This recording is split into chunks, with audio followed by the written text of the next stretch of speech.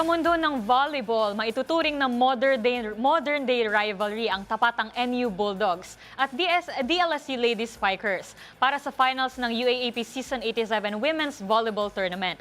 Yan ay matapos mapigilan ng Lasal ang muling pagbabalik ng UST Golden Tigresses sa kanilang finals at makaharap ang NU sa isang championship trilogy.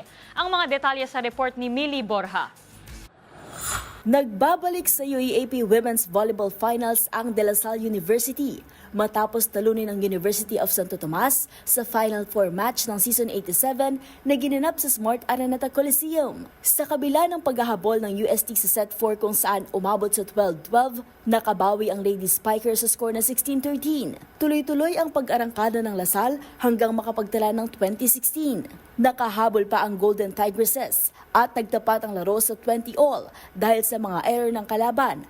Pero nagkamali rin ang UST sa serve na nagbigay ng 4-0 run sa Lasal hanggang maabot ang match point.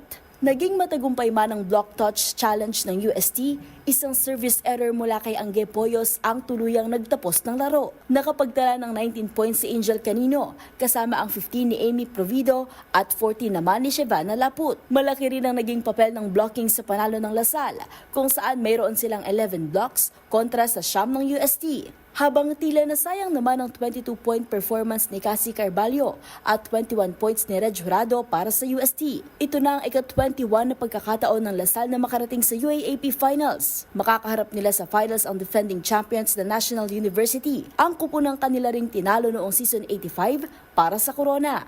At yun ang mga latest updates sa mundo ng sports. Para sa MBC TV Network News, ito si Millie Borja ng DZRH TV, una sa Pilipinas, una sa Pilipino.